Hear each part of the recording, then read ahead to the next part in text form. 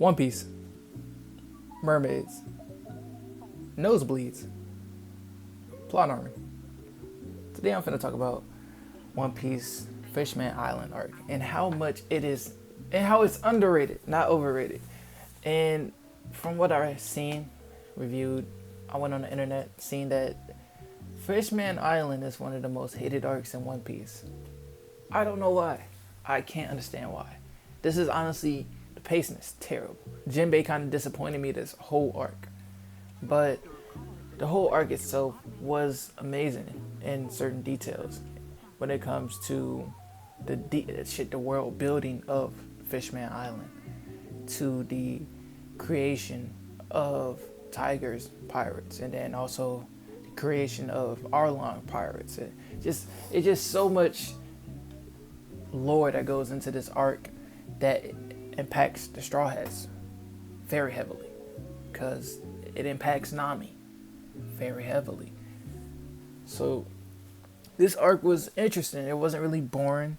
While I feel like this arc could have been over way quicker than what it had been. 57 fucking episodes. It shouldn't have taken that many for this nigga to beat Horty.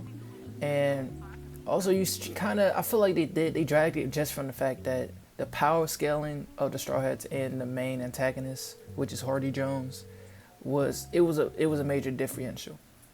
So I feel like that's the reason why this shit got dragged on to all the way to 57 episodes. So I will criticize that, but the plot is interesting. The backstory of the whole issues with Fishman Island is interesting.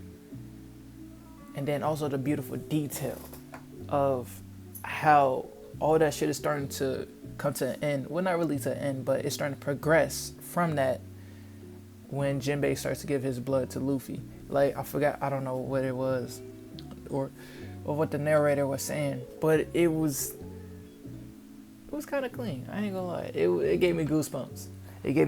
Though. But I was seeing criticisms about Sanji's nosebleeds and how annoying it is. That shit is not annoying. That shit is hilarious to me. I don't understand why. Bro, he was stuck on an island full of transgender women. And knowing Sanji, he's not rocking with that. And so just the transition into being with transgender women, it was hilarious to see of how thirsty, how much this man was starving. Like on Sabayoti,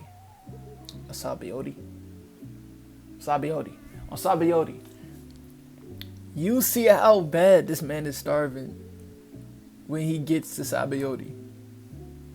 But Fishman Island evolves that to a whole nother level. This shit was dead ass the funniest shit ever, bro. His nosebleeds was hilarious. And that's something I really enjoy out of Fishman Island. Also, this arc starts the beginning of Joy Boy. And once you get, and the thing about Joy Boy is he is so important in this anime. He is so important to the whole world building of anime, the whole lore of One Piece. He is so important, and this is just the beginning. This is the tipping point of the deep lore of the Void Century, and how much he gets more relevant the deeper you go into One Piece, and the deeper you go into the current aspect of One Piece. So Fishman is basically the stepping stone, and I deadass don't like the fact that people keep disrespecting how important this arc is, and also how enjoyable it was. Like, I'm pretty sure I can watch this another time. I can watch this over Alabasta arc. I will say this: Alabasta was not better than Fishman Island. I will stand on that, 10 toes down. And one more thing before I end this video off, I want to talk about Charmy. Hopefully I said it right, but usually I don't talk too much shit about, or especially sexually about, any animal creature.